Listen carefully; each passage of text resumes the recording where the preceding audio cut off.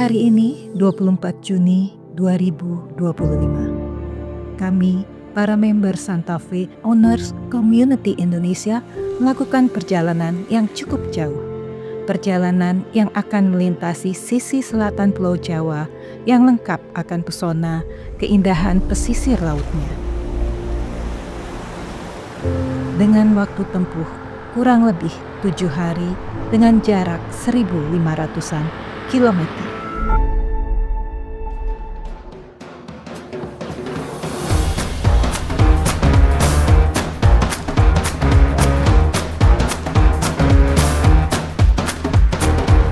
Pagi ini cukup cerah, bahkan tergolong terik.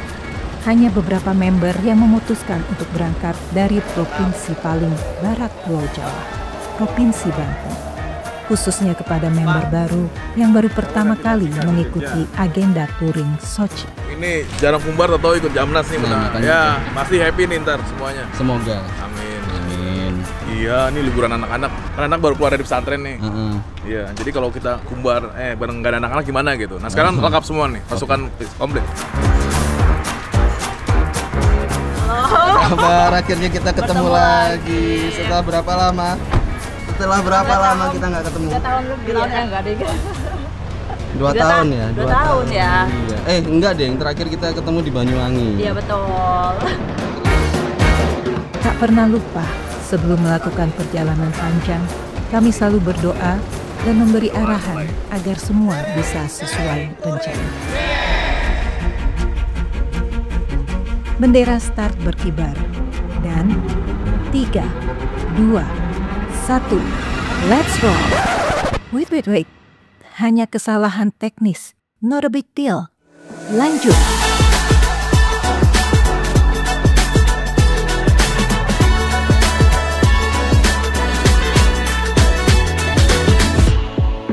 Kami berjalan beriringan, melintasi rute menuju ke pesisir selatan Pulau Jawa.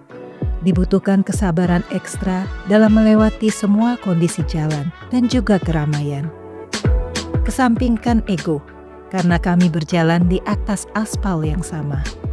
Semua pengguna jalan punya haknya masing-masing dalam menggunakan jalan ini. Tanpa pengawalan, hanya sebuah rombongan kendaraan yang berusaha selalu menaati peraturan.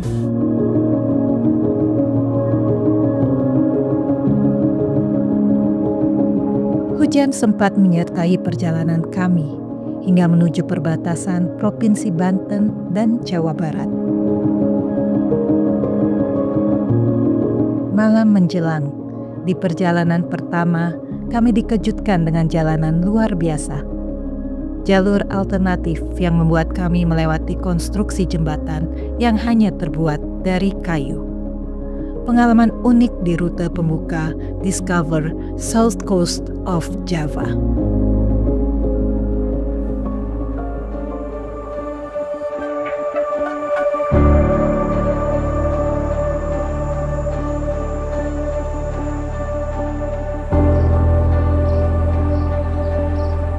Awal pagi dengan pemandangan eksotis. Perbukitan yang dipadu dengan hijaunya area persawahan lengkap dengan panorama pantai selatan. Karena kita udah 2 hari perjalanan duluan kan, dari Sumatera kan belum sempat istirahat apa-apa, langsung jalan. Sampai gas betul sampai tadi malam. Tapi kalau sekarang alhamdulillah udah fresh lagi nih. Kalau saya jujur aja baru jalur kayak gini baru Pak. Masih horor Sulawesi lah. Kalau jalan belum presidennya masih keraba lah.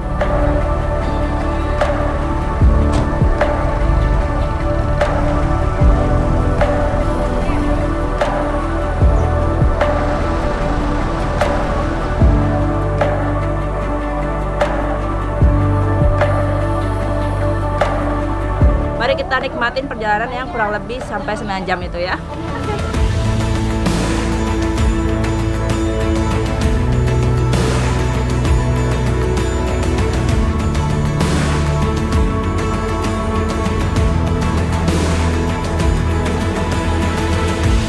Disinilah perjalanan yang sesungguhnya dimulai. Touring melintasi selatan Pulau Jawa, menuju ke timur, menuju ke pemberhentian kami selanjutnya.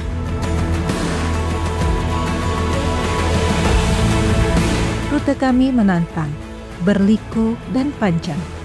Namun setiap tikungan menyajikan pemandangan yang memanjakan mata. Tebing, sawah, dan desiran ombak yang tak henti menyapa dari kejauhan. Semua menjadi saksi perjalanan ini.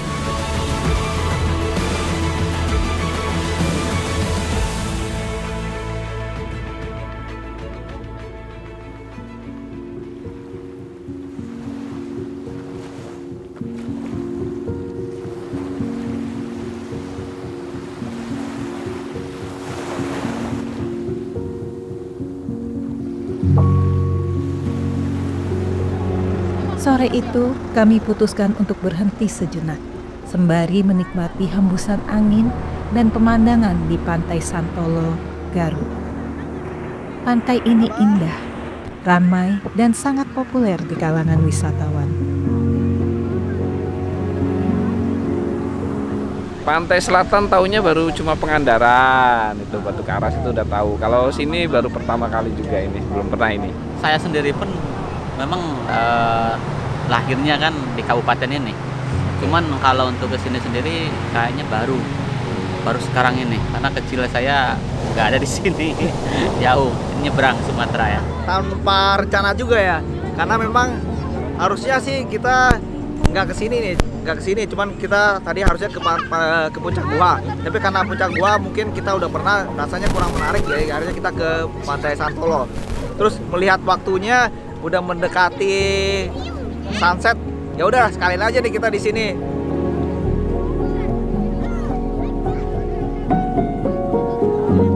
Kami berbincang sejenak dengan penjaga pantai, seorang yang senantiasa selalu membantu dan mengantisipasi akan bahaya berada di kawasan ini.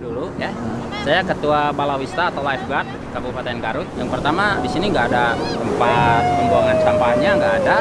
Kedua, tempat pembuangan akhirnya juga nggak punya. Ya beginilah. Nah yang ketiga, kendala kami di lapangan, mungkin banyaknya pengunjung itu akan lebih tertantang lagi Pak kerjanya. Soalnya kita juga nyawa taruhannya, kita belum mempunyai peralatan yang mumpuni Pak. Cuman pelampung dengan alat ini aja untuk mengimbau. Seperti perahu karet, pos pantau juga di sini nggak ada.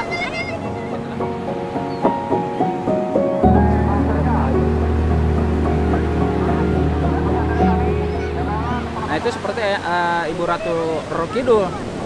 Sebagian orang nih nggak boleh memakai baju hijau, soalnya kan Bapak pakai baju hijau. Oh nggak ada apa-apa kan? Itu kan mitos kepercayaan turun-temurun ya. Yang jangan sampai lupa atau jangan sampai hilang. Tapi kalau dikaitkan dengan orang-orang hal ahli goib ya gitu, memang mungkin ya itulah. Jadi kita kepercayaan masing-masing lah itu. Adapun misalkan yang tenggelam di pantai, banyak yang mengait-ngaitkan di pantai selatan ini, wah ini Pak dipinta oleh Burato, enggak. Itu satu keteledoran manusia ya. Manusia ini kan kalau saya himbau, Dek jangan berenang di sini. Nah setelah saya himbau berenang di sana, dia maksa ngeyel. Terjadilah lah kalau yang disalahkan tetap semua petugas. Padahal itu mereka-mereka juga yang ngeyel.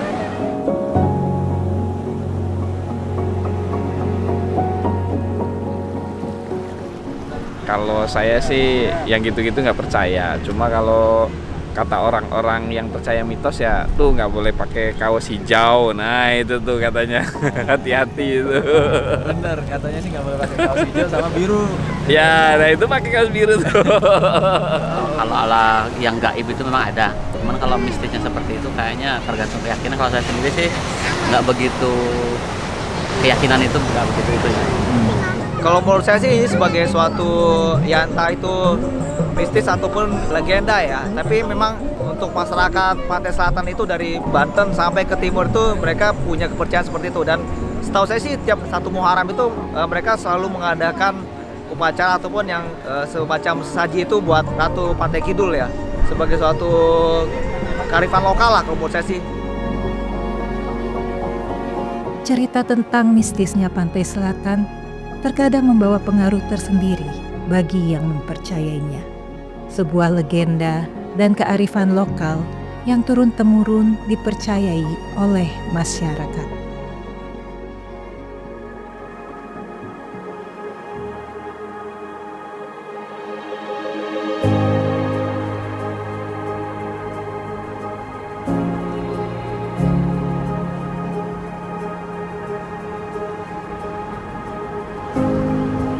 Cahaya matahari memantul di permukaan laut dengan ombaknya yang khas.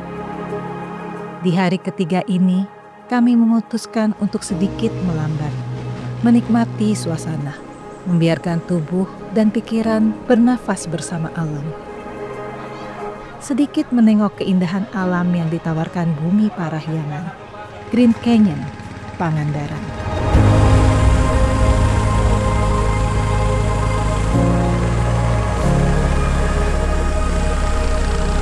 Tempat ini seperti surga tersembunyi yang dijaga oleh tebing-tebing dan vegetasinya yang unik. Menyusuri aliran sungai Cijulang, pemandangan ini memang luar biasa indah. Dinding batu tinggi menjulang di sisi kiri dan kanan, dipenuhi tanaman rambat dan tetesan air dari sela-sela batu yang menambah nuansa magis. Di sini, kami benar-benar merasa menyatu dengan alam. Bukan sebagai tamu, melainkan sebagai bagian darinya.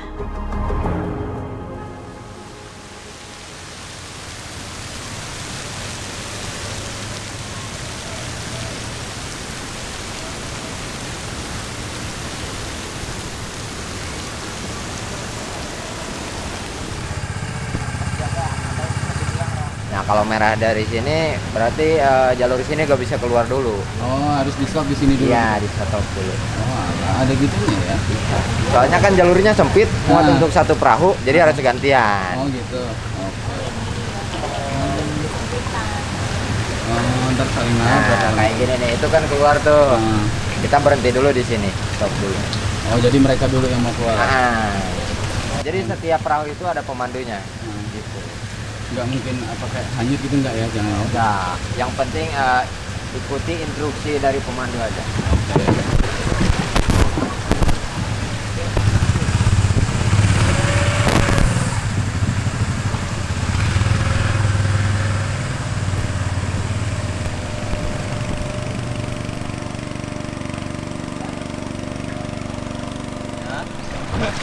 Ini anak-anaknya ditinggal, kenapa?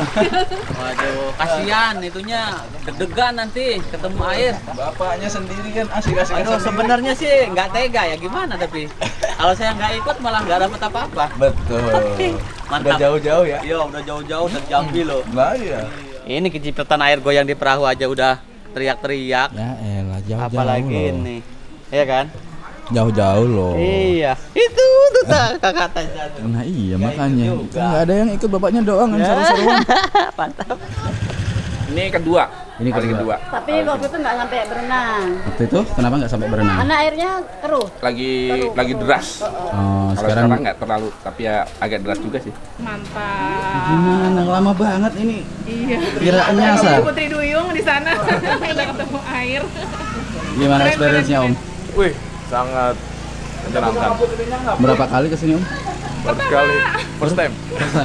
Ya kendalanya yang harus hati-hati sama batu karena kan Harusnya lumayan deras sih ternyata.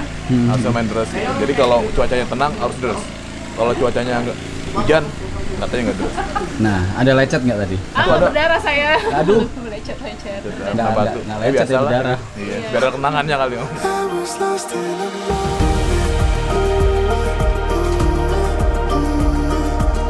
Sebelum kembali menuju penginapan, kami mengunjungi sejenak kawasan pantai yang tidak jauh dari penginapan kami. Sebuah pantai dengan gugusan batu karang yang berdiri tegak, seolah menjadi benteng pertahanan dari ganasnya ombak yang datang bergulung tanpa henti.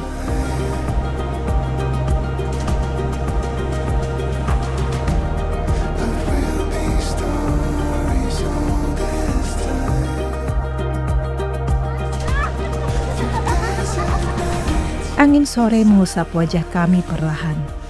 Tak banyak kata yang terucap, hanya rasa syukur atas semua yang telah dilewati.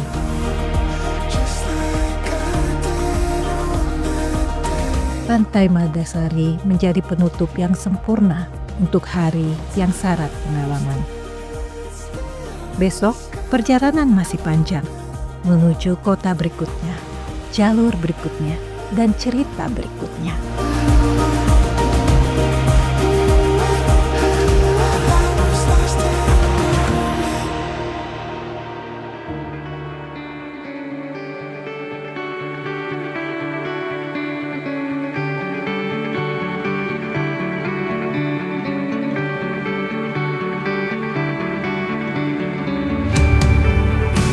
Pagi di Pangandaran kembali mengantar kami pada babak baru dari perjalanan panjang ini. Bersiap menuju titik utama dari seluruh rangkaian petualangan, Yogyakarta, Kota Budaya. Tempat yang akan menjadi momen besar sebagai titik temu dari banyak cerita dari berbagai penjuru Nusantara. Jambore Nasional.